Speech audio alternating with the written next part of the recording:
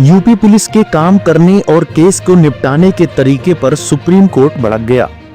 UP police को सख्त लहजे में चेतावनी देते हुए सुप्रीम कोर्ट ने कहा, अगर याचिकाकर्ता को छुआ गया तो ऐसा आदेश पारित करेंगे कि डीजीपी को जिंदगी भर याद रहेगा। कोर्ट ने कहा, यूपी पुलिस सत्ता का आनंद ले रही है, उसे संवेदनशील बनाने की जरूरत है। यूपी पुलिस खतरनाक क्षेत्र में प्रवेश कर रही है। गैंगस्टर अनुराग दुबे की गिरफ्तारी से पहले जमानत अर्जी की सुनवाई के दौरान जस्टिस सूर्यकांत और जस्टिस उज्जवल भुइयां ने यह टिप्पणी की। जस्टिस सूर्यकांत ने कहा कि यूपी पुलिस खतरनाक क्षेत्र में प्रवेश कर रही है। उन्होंने कहा कि तथ्यों से जाहिर है कि याचिकाकर्ता दुबे पुलिस के समक्ष जांच में शामिल होने के लिए इसलिए पेश नहीं हो रहे हैं क्योंकि उसे डर है कि उसके खिलाफ कोई अन्य मामला भी दर्ज कर लिया जाएगा।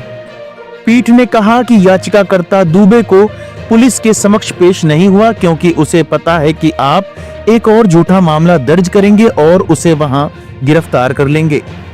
जस्टिस कांत ने यूपी पुलिस के वकील से कहा कि आप अपने पुलिस महानिदेशक को बता सकते हैं कि जैसे ही याचिकाकर्ता दुबे को छुआ जाएगा, हम ऐसा कठोर आदेश पारित करेंगे, उन्हें पूरी जिंदगी याद रहेगा। पीठ ने कहा, हर बार आप उसके खिलाफ एक नई एफआईआर लेकर आते हैं। अभियोजन पक्ष कितने मामलों को बरकरार रख सकता है? जमीन हड़पने का आरोप लगाना बहुत आसान है। उन्होंने यूपी पुलिस से सवाल किया कि कोई व्यक्ति जिसने पंजीकृत बिक्री विलेख द्वारा खरीदा है, आप उसे जमीन हड़पने वाला कहते हैं। यह दीवानी विवाद है या आपराधिक? हम केवल यह बता रहे हैं कि आपकी पुलिस किस खतरनाक क्षेत्र में प्रवेश कर रही है और वे इसका आनंद ले रहे हैं। उन्होंने कहा कि कौन सत्ता से चूकना चाहेगा। अब आप दीवानी न्यायालय की शक्ति ग्रहण कर रहे हैं, इसलिए आप इसका आनंद ले रहे हैं। सुप्रीम कोर्ट ने यह तल्ख टिप्पणी तब की जब यूपी पुलिस की ओर से अधिवक्ता राणा मुखर्जी ने इस अदालत के पिछले आदेश के बाद याचिकाकर्ता को नोटिस भेजा, लेकिन वह जांच अधिकारी के सामने पेश होने के बजाय एक हलफनामा भेजे।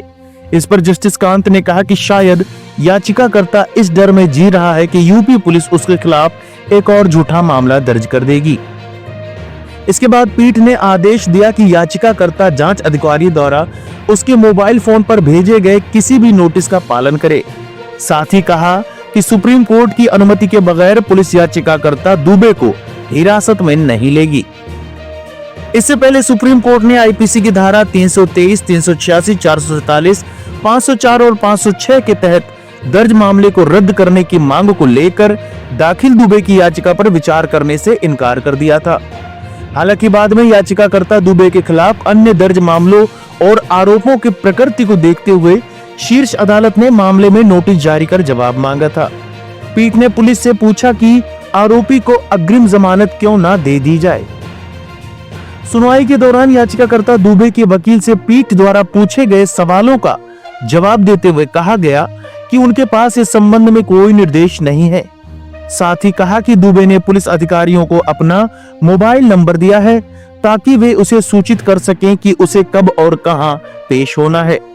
सुप्रीम कोर्ट ने यूपी पुलिस को निर्देश दिया कि आरोपी को जांच में शामिल होने दें, लेकिन इस अदालत की अनुमति के बगैर उसे गिरफ्तार न करें। पीठ ने पुलिस से कहा कि यदि आपको लगता है कि किसी विशेष मामले में गिरफ्तारी की आवश्यकता है, तो आप पहले सुप्रीम कोर्ट आकर उसका उचित कारण बताएं।